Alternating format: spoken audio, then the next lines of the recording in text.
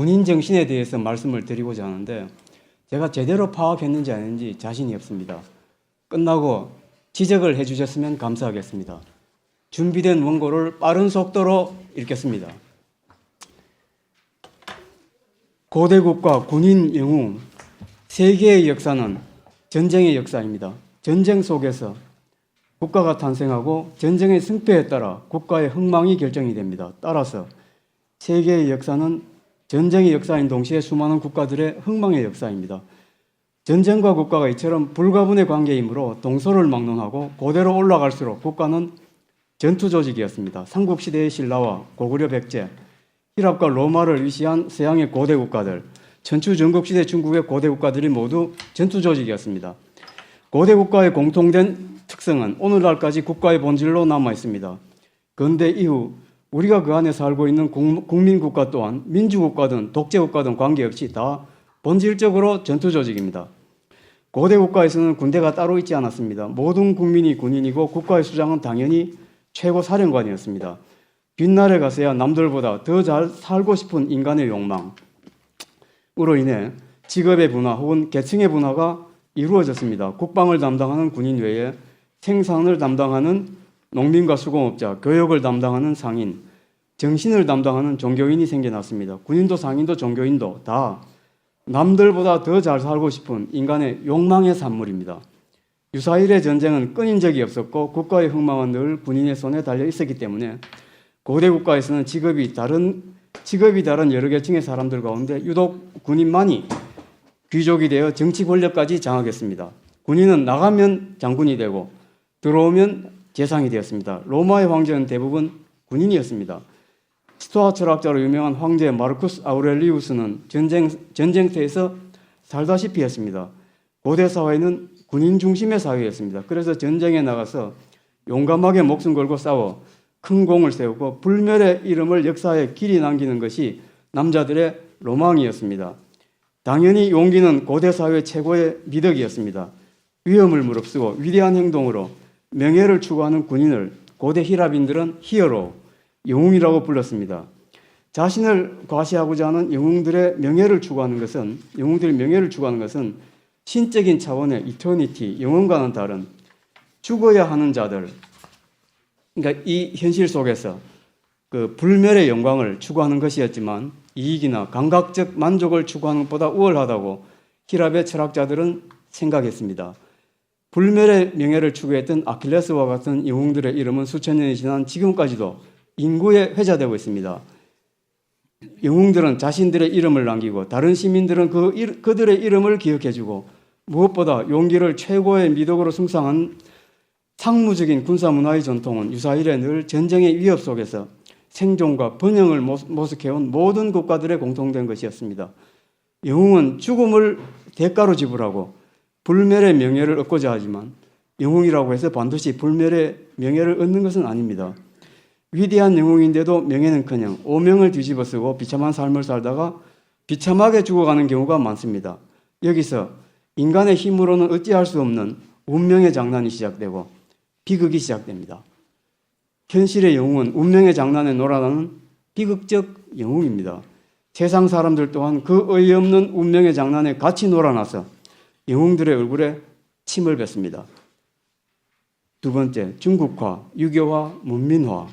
세계사회는 상무적인 군사문화의 전통이 단절된 예외적인 지역이 하나 있습니다. 그것은 유교를 국교로 받아들인 한나라 이후 중국입니다.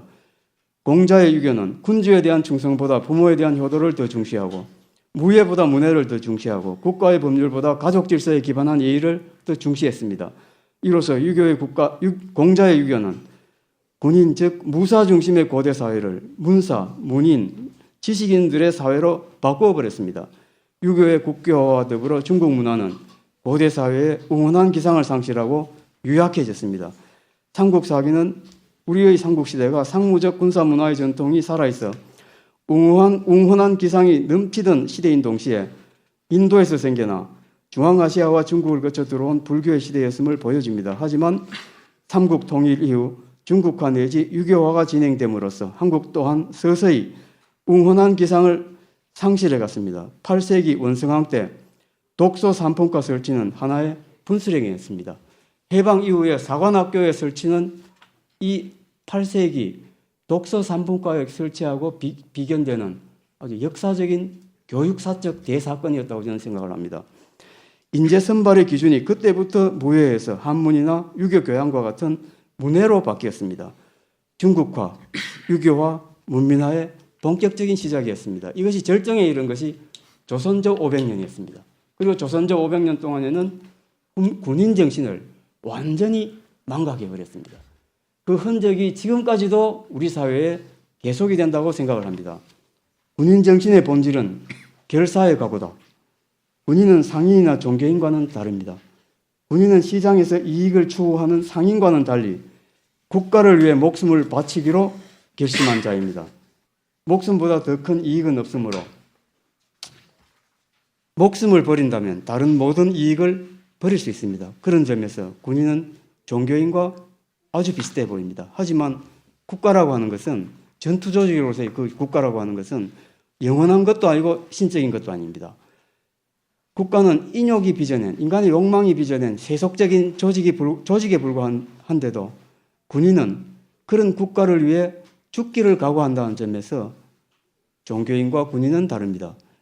세속 안에 있는 무언가를 위해 다지는 신성한 것이 아닌 국가라고 하는 아주 세속적인 조직을 위해서 다지는 그 결사의 각오야말로 동서고금을 관통하는 군인 정신의 보편적 본질입니다. 조선의 주자학은 군인 정신을 완전히 망각했습니다. 인간의 삶은 불확실성의 연속이지만 죽는다는 사실 하나만큼은 100% 확실합니다. 인간의 삶은 그래서 비극입니다. 군인은 비극적 삶을 긍정합니다. 그리고 자신의 죽음을 미리 앞당겨서 지금 당장 죽어도 좋다는 각오로 국가 수호에 임합니다. 결사의 각오가 있다면 죽어야 할 때 죽기 때문에 여러 번 죽을 일이 없습니다.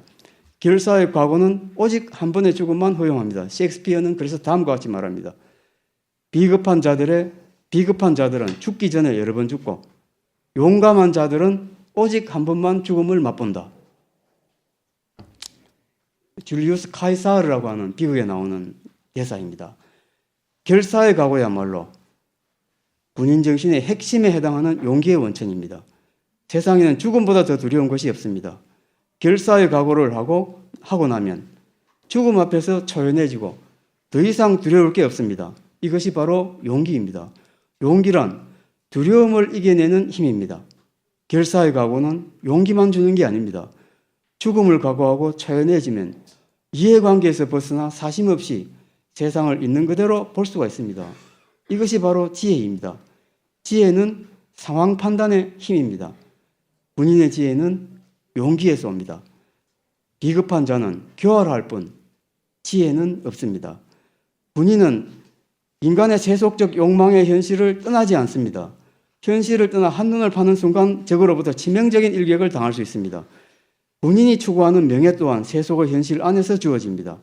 그래서 군인은 늘 철저한 현실주의자입니다. 군인은 도덕적 선이나 사회적 정의보다 구체적 현실의 문맥을 더 중시합니다. 진정한 군인은 실현 불가능한 꿈을 꾸는 이상주의에 찬성하지 않습니다. 그러므로 좌파 군인은 저는 군인이 아니라고 생각을 합니다. 군인의 용기는 현실주의자의 용기이고 군인의 지혜는 현실주의자의 지혜입니다. 현실주의자의 지혜는 인간의 현실이 운명에 의해서 한계에 지어지는 비극임을 긍정하고 현실의 제약 안에서 비극의 악화를 막기 위해 최선의 길을 찾습니다. 현실주의자의 지혜는 비극적 감수성이라고 할 수 있습니다. 비극적 감수성은 함부로 낙관하거나 함부로 비관하지 않으면서 자신의 역량과 비극적 현실을 냉정하게 직시하고 신중하게 대책을 마련합니다. 행동의 결과에 대한 책임감이 없는 용기는 만용에 불과합니다. 이처럼 결사의 각오가 용기와 지혜, 신중함과 책임감의 원천이 된다면 죽음은 삶에 대한 부정의 힘에서 삶을 위한 긍정의 힘으로 바뀔 수가 있습니다. 죽는다는 사실을 긍정하고 죽음을 미리 앞당겨 당장 죽어도 좋다고 각오할 때 죽음은 삶을 살리는 엄청난 힘의 원천이 될 수가 있습니다. 그렇다면 군인 정신이야말로 죽음을 멀리했던 조선조 1의 주자학의 정신적 유산을 시원하게 떨쳐낸 다음 식민지와 분단, 전쟁과 빈곤으로 얼룩진 우리 근현대사의 비극을 돌파하는 힘의 원천이 될 수 있다고 생각이 됩니다. 실제로 한국 근현대사의 비극은 조국의 독립과 발전을 위해 목숨을 거는 수많은 군인들을 만들어냈습니다. 안중근이나 윤봉길도 사관학교를 다닌 훈련된 군인은 아니었지만 본질적으로 군인이었고 비극적 영웅이었습니다. 그들의 순국은 진정한 군인이 아니고는 불가능한 일이었습니다. 그런 뜻에서 평생 호의호식하기를 거절하고 조국을 위해 필사적으로 헌신했던 이승만 또한 정치가이기 이전에 군인이고 비극적 영웅이었습니다. 6. 젊은 엘리트 군인들의 등장과 자유 대한민국의 건국.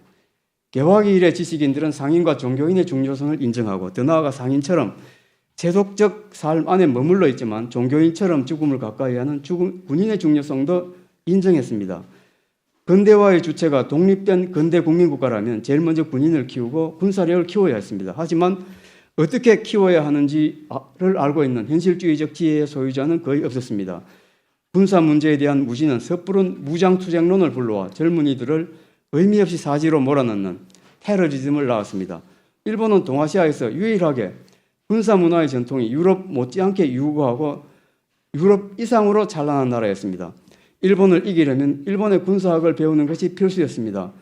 군인 정신과 군사학은 국경을 넘어 보편적입니다. 하지만 일제 36년 동안 일본 육군사관학교나 만주군관학교에서 정식으로 사관교육을 받은 사람의 수는 다 합쳐봐야 60명 정도였습니다. 일본이 조선인의 사관학교 입교를 제한했다는 점을 감안하더라도 너무 적은 숫자입니다. 하지만 일본 사관학교의 수혜자들은 군사학적 실력에 있어서 타의 추정을 불허했습니다. 해방 후 미 군정기에 육군사관학교와 해군사관학교의 모태가 되는 사관학교들이 세워졌고 공군사관학교는 건국 후에야 출범했습니다.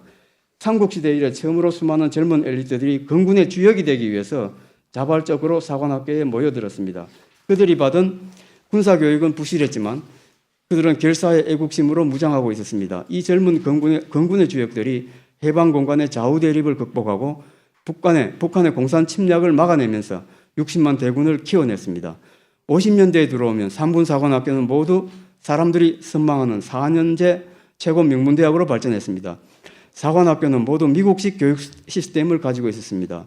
한국의 대학들 가운데 자유민주주의가 가장 깊이 뿌리 내린 대학은 아마도 3군 사관학교일 것입니다.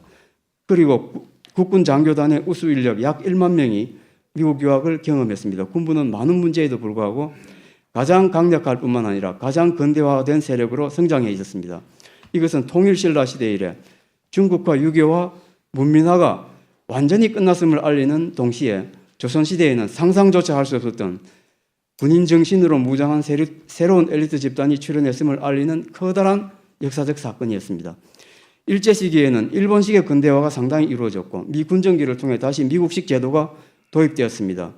해양 세력인 미국과 일본으로부터 이식된 근대적 제도들의 바탕 위에 해방 공간의 대혼란을 뚫고 1948년 흡사 기적처럼 자유시장 경제를 기반으로 하는 자유민주국가 대한민국이 세워졌습니다.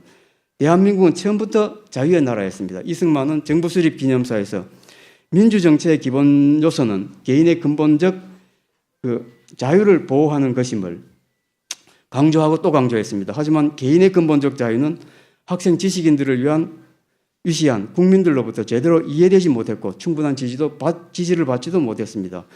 학생 지식인들은 일제시대 이래 개인과 자유를 용납할 수 없는 민족주의와 사회주의 두 이데올로기에 깊이 경도되어 있었습니다.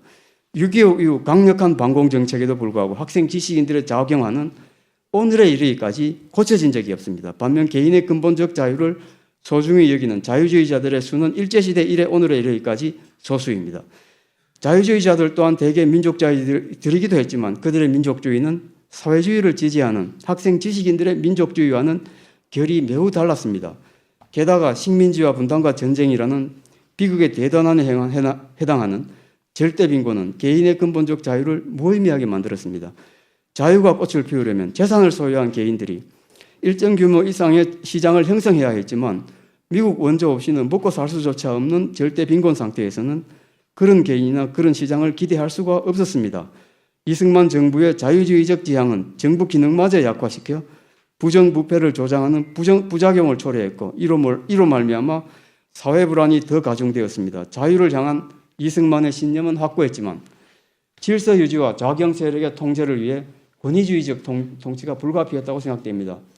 자유는 저절로 주어지고 저절로 지켜지는 것이 아닙니다. 자유는 때로는 자유를 위한 투쟁을 요구하기도 하고 때로는 자유로부터의 후퇴를 요구하기도 하는 길고 복잡한 발전 과정의 산물입니다. 자유의 그 길고 복잡한 발전 과정이 바로 건국 이후 오늘날에 이르기까지 대한민국 현대사의 전개 과정이라고 할 수 있습니다. 이승만 정권은 자유의 나라의 형식적 기초를 닦고 그 기초를 북한의 침략으로부터 지켜냄으로써 자신의 역사적 소임을 다했습니다. 이승만 정권 다음에는 개인의 근본적 자유가 꼽힐 수 있는 실질적 기초를 닦는 데 군인 정신으로 무장한 엘리트 군부의 역할이 결정적이었습니다. 7번째, 리버럴리즘과 밀리터리즘의 결합. 리버럴리즘과 밀리터리즘은 상극으로 들립니다. 자유롭게 생활하던 대학생이 군대에 가면 상명하복의 위계질서 때문에 질식할 것 같은 느낌을 받습니다. 자유와 군대는 양립불가능하다는 생각을 아니할 수 없습니다.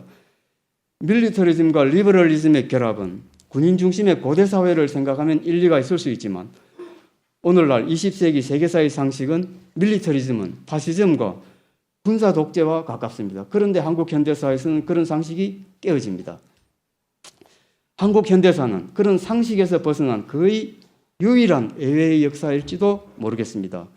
한국의 군부가 분단된 한반도 남쪽에서 예외의 역사를 만들어낸 세계사적 기적의 주인공일 수 있었던 결정적인 이유는 도대체 무엇일까? 1961년 군사혁명 이후 박정희 장군을 위시한 한국의 군부가 경제개발을 통해 절대 빈곤 상태에서 벗어나 70년대 말 자신들의 조국을 중진국 단계로 끌어올림으로써 자유의 실질적 기초를 닦는 데 결정적 기여를 할 수 있었던 것은 국가를 위해 기꺼이 목숨을 바치겠다는 그들의 투철한 군인정신 덕분이 아닐까 생각이 됩니다. 1987년 전두환 정권과 한국의 군부가 자신들의 조국을 선진국 직전 단계로까지 끌어올려 놓은 다음 자신들의 권력을 흔쾌히 내려놓고 깨끗이 물러난 것도 20세기 세계사에서는 처음 보는 희한한 사건이었습니다. 이 같은 공성 신태의 자세 또한 그들의 투철한 군인정신 덕분이 아닐까 생각이 됩니다. 이 같은 추측이 옳다면 한국의 군부만큼 군인정신의 투철한 군부는 세계 어느 나라에도 없었다고 봐야 합니다. 한국의 군부는 권력을 잡고도 투철한 군인정신 덕분에 권력을 탐하지도 않았고 부패하지도 않았습니다. 군사 독재 정권이라는 좌파의 흔한 평가는 한마디로 말해서 어불성설입니다.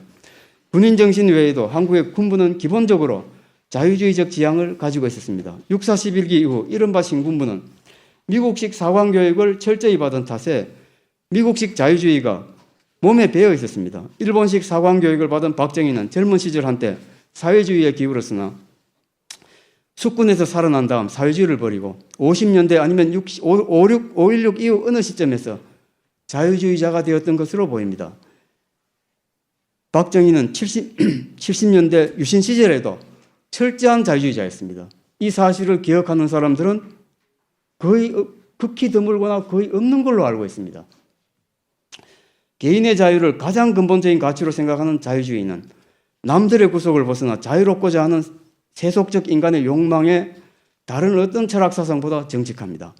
진정한 자유주의자들은 변화하는 인간의 욕망의 현실에 주목하고 그 이상의 어떤 이데올로기도 요구하지 않습니다. 그러므로 자유주의자들이야말로 가장 투철한 현실주의자들이라고 할 수 있습니다. 자유주의자들은 시장에서 남들보다 더 많은 이익을 얻으려는 상인의 욕망도 인정하는 한편 그런 현실을 넘어 고운한 정신의 세계를 추구하는 종교인도 존중합니다.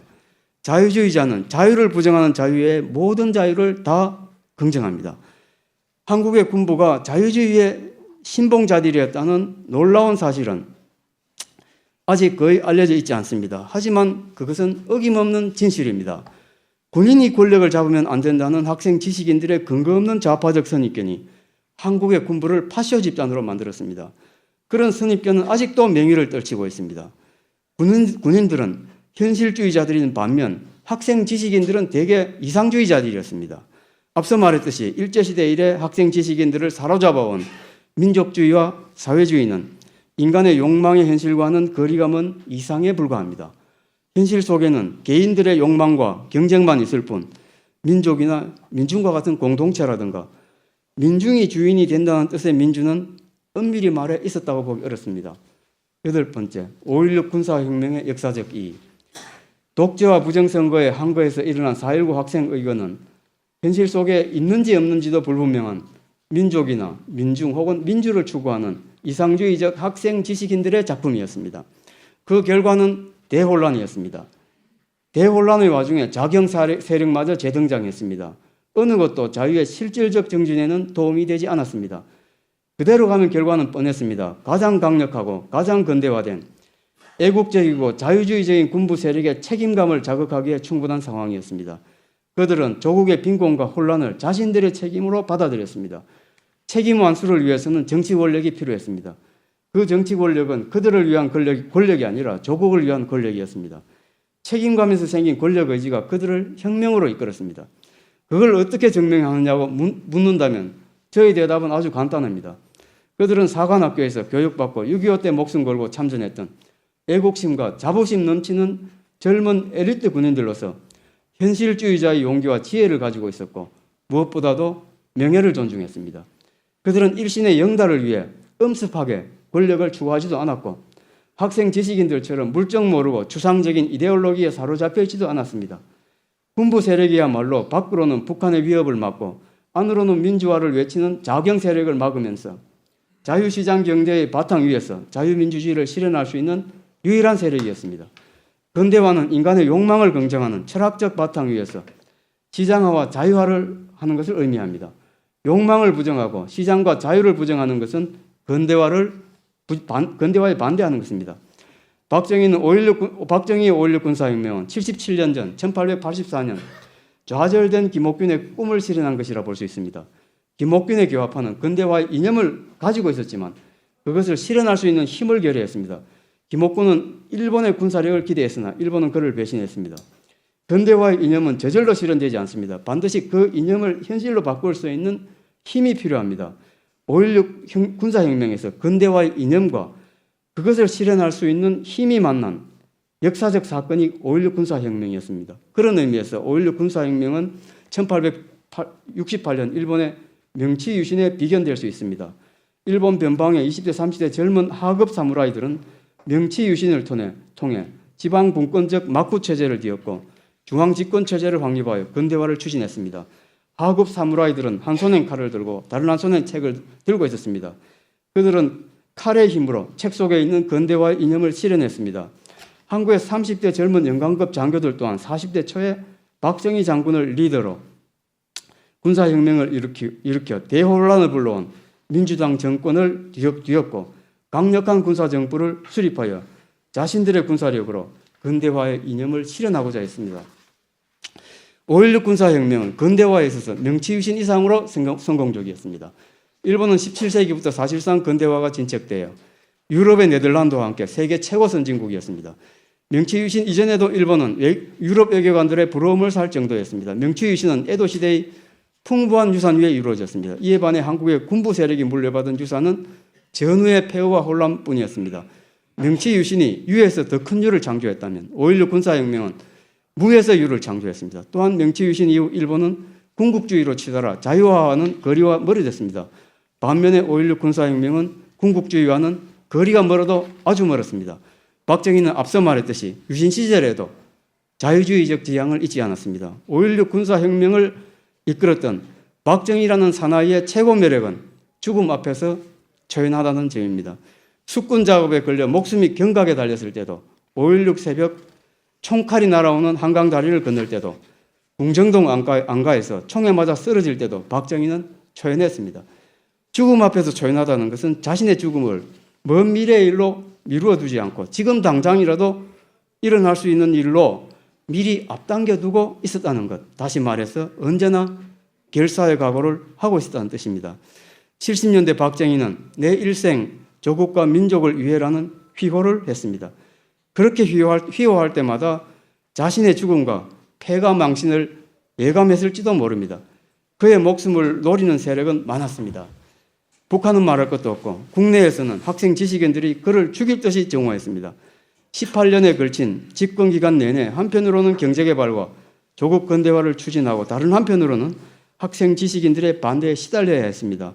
학생 시위는 북한의 위협보다 대응하기 더 힘든 도전이었을지 모릅니다. 그렇다고 70년대에 10월 유신을 하지 않고 반정부 민주화 세력의 요구에 굴복했다면 대한민국은 어떻게 되었을까? 결사의 각오는 말로는 쉽지만 대단히 어렵습니다. 진정한 군인이 되기는 어렵습니다. 박정희는 대통령이 되기 전에도 대통령이 된 후에도 결사의 각오로 다져진 진정한 군인이었습니다. 그는 한 번도 자신의 권력을 위해 좌고우면하는 정치가였던 적이 없습니다. 결사의 각오야말로 박정희가 보여준 용기와 지혜, 책임감과 신중함의 원천이었습니다. 결사의 각오가 확고해지면 명예에도 관심이 없으십니다. 유신 시절에 박정희가 그랬습니다. 그는 뒷날 누군가가 자신을 알아줄 거라고 기대하지 않았습니다. 내 무덤에 침을 뱉어라. 그는 말했습니다. 그는 하늘나라에서 조국과 민족을 위해 자신이 해야 할 일을 다한 것으로 만족해 하지는 않을 듯합니다. 아마 아직도 걱정을 놓지 못하고 있을 것입니다. 전두환의 군인 정신, 그리고 33년간의 몰매, 박정희라는 영웅이 비극적으로 쓰러지자 정치에는 관심이 없던 전두환 장군이 뒤를 이었습니다. 전두환은 박정희가 가장 아끼던 군인이었습니다. 박정희는 쓰러지기 수개월 전 관례를 무시하고 전두환을 보안사령관에 임명했습니다. 전두환은 보안사령관으로서 목숨 걸고 시해 사건을 철저히 수사해야 했습니다. 계엄사령관을 체포하기 전날 전두환은 가족을 모아놓고 결심을 밝혔습니다. 자신과 가족의 안녕을 위해서라면 12.12는 절대로 가서는 안 될 패가 망신의 길임을 어렴풋이 예감했을지 모릅니다. 가족의 동의를 얻고 전두환은 직진했습니다. 전두환은 박정희와 마찬가지로 정치가의 좌고우면과는 거리가 먼 조국을 위해 결사의 각오로 다져온 군인이었습니다. 그는 공수부대를 가장 좋아했습니다. 장군이 되고 공수부대장이 된 다음에도 제일 먼저 비행기에서 뛰어내렸습니다. 창공에 몸을 던질 때 조국을 위해 모든 걸 바치는 느낌이 들어 좋았다고 했습니다. 그는 신혼 초부터 군인의 아내는 남편이 아침에 출근해서 저녁에 돌아온다는 안이한 생각을 해서는 안 된다는 말로 아내를 교육시켰습니다. 낙하 훈련이 있는 날에는 아내의 경대 위에 지갑과 신분증을 놓아두고 출근했습니다. 전두환은 군인 정신의 화신이었습니다. 어떤 면에서는 박정희보다 더 철저했습니다. 대통령이 된다는 생각은 12.12 이후에도 해본 적이 없었습니다. 계엄화 보안사령관으로서 대통령을 도와 혼란한 시국을 수습한다는 1년뿐이었습니다. 북한의 남침 위협, 학생 지식인들의 시위, 그리고 마이너스 성장을 기록한 경제 문제 해결이 당면 과제였습니다. 무엇보다도 반정부 민주화 세력이 수상했습니다. 김대중은 민중혁명을 외치고 있었습니다. 국난이라도 해도 좋을 위기 상황이었습니다. 전두환의 역량을 아는 많은 사람들이 그에게 기대를 걸기 시작했습니다. 광주 사태의 충격이 발생하자 안보를 가장 염려하던 최규하 대통령은 전두환에게 후임이 되어줄 것을 부탁했습니다. 80년 봄 대학가에서는 전두환 화형식이 벌어지고 있었습니다. 전두환은 대통령 자리가 독배임을 몰랐을까? 그는 이번에도 직진했습니다. 군인 정신의 발로였습니다. 대통령으로서의 전두환은 전쟁에 임하는 최고 사령관과 같았습니다. 그는 젖먹던 힘까지 다해 직무에 임했습니다. 그는 최고 권력자가 아니라 머슴처럼 일했다고 회고합니다. 그의 회고록을 꼼꼼히 읽어보면 그가 포용력 있는 리더십의 소유자였을 뿐만 아니라 국정 전반을 치밀하게 파악하고 있을 정도로 탁월한 두뇌의 소유자였음을 알 수 있습니다. 전두환의 오공은 80년 이후 심하게 흔들리던 대한민국의 안보와 경제를 반석 위에 올려놓았습니다. 오공 시절이 가장 살기 좋았다고 회고하는 사람들이 아직도 많습니다. 그리고 전두환은 단임 약속을 지켰습니다. 그는 자신을 알아준 박정희를 매우 존경하면서도 장기 집권에 대해서만큼은 비판적이었습니다. 군부의 지지를 받으면서 막강한 권력을 쥐고 있던 대통령이 모든 권력을 내려놓기로 결심하고 그 결심을 실행에 옮긴다는 것은 쉬운 일이 아닙니다. 전두환은 갑옷을 벗고 날아오는 화살을 앞에 무방비로 쓰는 것과 같다고 했습니다. 결사의 각오가 없이는 불가능한 결행이었습니다. 친구인 노태우를 차기 대통령으로 만들어 놓아 그래도 안심이었을지 모릅니다. 하지만 전두환은 이미 광주의 살인마로 낙인이 찍혀 있습니다. 아무리 위대한 업적을 내어놓아도 낙인은 그대로였습니다. 좌파만 그를 정오한 것은 아니었습니다. 우파까지도 정오의 대열에 합세했습니다. 왜 이렇게 되었을까? 아주 오래전부터 어쩌면 조선조 이래로 국가를 우습게 알고 군인과 상인을 무시해온 비현실적 이상주의, 낭만주의, 도덕주의가 한국의 지식인 사회를 휩쓸어 온 것이 그 가장 깊은 원인이 아닐까 생각됩니다. 그것은 중국화, 유교화, 문민화가 아직 제대로 극복되지 않고 민족주의와 민중주의라는 이데올로기로 변신해서 다시 나타난 것이라고 볼 수 있습니다. 민족과 민주와 민중을 외치는 좌파 세력은 박정희와 전두환 시대를 군사 독재의 시대로 규정하고 전두환을 집요하게 물고 늘어졌습니다. 권력을 내려놓은 전두환은 갑옷을 벗은 장수는커녕 동네 강아지보다 못한 신세로 전락했습니다. 보수 우파는 그를 보호할 힘도 없었고 그럴 의지도 없었습니다. 노태우 대통령은 여론에 밀려 어쩔 수 없이 그를 속죄양으로 내어놓았습니다. 전두환 부부는 백담사로 유배를 갔습니다. 하지만 그것은 시작에 불과했습니다. 노태우에 이어 대통령이 된 김영삼은 문민화와 역사 바로 세우기를 국정의 목표로 삼았습니다. 김영삼은 반정부, 반민주화 세력 앞에 무릎을 꿇지 않는 군부 세력을 일망타진하고 전두환과 노태우를 소급 입법으로 단죄했습니다. 법의 지배라는 원칙을 무시해버린 사법적 만행이었습니다. 이 만행은 이상주의자가 현실주의자에게 가한 물리적 폭력이었습니다. 이상주의자는 이상보다 현실을 더 중시하고 이상에 따라 현실을 지 마음대로 고칠 수 있다고 생각을 합니다. 반면 현실주의자는 이상보다 현실을 더 중시하고 현실 속에는 인간이 어떻게 할 수 없는 운명이란 게 있으므로 최선을 다하기보다는 최악을 피하기를 먼저 생각합니다. 현실주의자는 비극적으로 사유할 줄 압니다. 반면에 이상주의자는 비극적으로 사유할 줄 모릅니다. 그런데 명분상으로는 우파 현실주의자는 좌파 이상주의자를 이기기가 거의 불가능합니다. 대한민국에서는 그렇습니다. 스스로 옳다고 확신하는 이상주의자들의 폭력보다 더 잔인한 폭력은 없습니다. 바로 여기에 한국 현대사의 가장 심각한 비극이 있습니다. 전두환은 모든 우파 현실주의자들 대표해서 좌파 이상주의자들에게 몰매를 맞았습니다. 따지고 보면 몰매는 1988년 퇴임 후 2021년 죽을 때까지 33년 동안 계속되었습니다. 아무도 그의 진실에 귀를 기울여 주지 않았습니다. 하지만 그는 비굴하게 여론에 아첨하지 않았습니다. 여론의 동정을 받기 위한 엄살도 부리지 않았습니다. 끝까지 당당했습니다. 이 당당함이 그에 대한 정오의 광기를 부채질했습니다. 바로 여기에 전두환의 진가가 드러납니다. 그는 대통령일 때보다도 퇴임 후에 더 위대했습니다. 영웅은 승리가 아니라 패배와 파멸 속에서 위대성을 보여줍니다. 이상주의의 과잉과 문민화에 대한 염려, 군인 정신이 한국 현대사에서 어떤 기여를 했는지 이해하려면 역사적 사실의 학습만으로는 안 된다고 생각됩니다. 인간과 세계를 바라보는 사고방식에 근본적인 혁신이 필요합니다. 좋은 것은 좋고 나쁜 것은 나쁘다는 이상주의와 연결되는 민족주의나 사회주의 같은 이데올로기에 찌든 사고 습성에서 과감하게 벗어나야 됩니다. 그런 허접한 이데올로기를 벗어던지고 인간의 욕망에 의해 굴러가는 세속의 현실을 직시해야 합니다. 대립과 갈등과 투쟁이 일상적인 그 현실 속에서는 좋은 것이 나쁜 것을 낳기도 하고 나쁜 것이 좋은 것을 낳기도 합니다.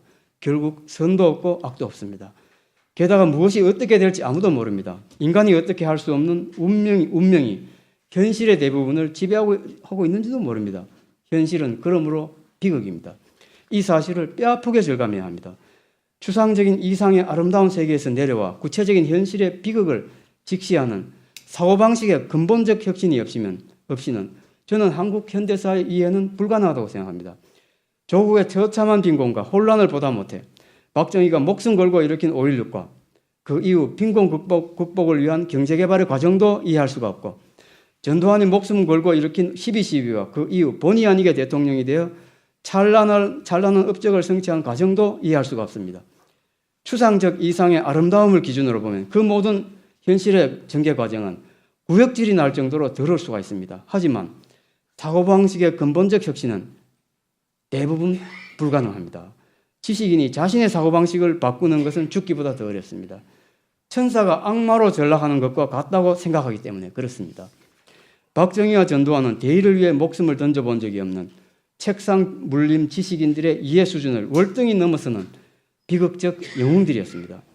한국의 지식인들은 영웅을 보통 사람으로 혹은 보통 이하의 사람으로 심지어는 범죄자로 축소하고 왜곡하고 말살하는 데는 비상한 재주가 있습니다. 비극적 현실은 모르고 오직 아름다운 이상만을 책에서 읽어 알고 있기 때문입니다. 인간의 욕망이 모여 전개되는 비극적 현실을 직시할 줄 모른 채 오직 아름다운 이상만을 알기에 이상주의의 과잉, 도덕주의의 과잉, 민주주의의 과잉, 사회주의의 과잉이 한국 지식인들을 병들게 한 지 오래되었습니다. 그들이 군인 정신을 이해할 리가 없습니다. 스스로 문민정부라 일컫는 김영삼 정부의 문민화는 군인 정신과 비극적 영웅을 이해하지 못하는 지식인들의 지지를 받았던 것은 당연했습니다. 문민화는 결국 지식인들의 과도한 이상주의, 과도한 도덕주의, 과도한 민주주의, 과도한 사회주의가 빚은 정치폭력이었습니다.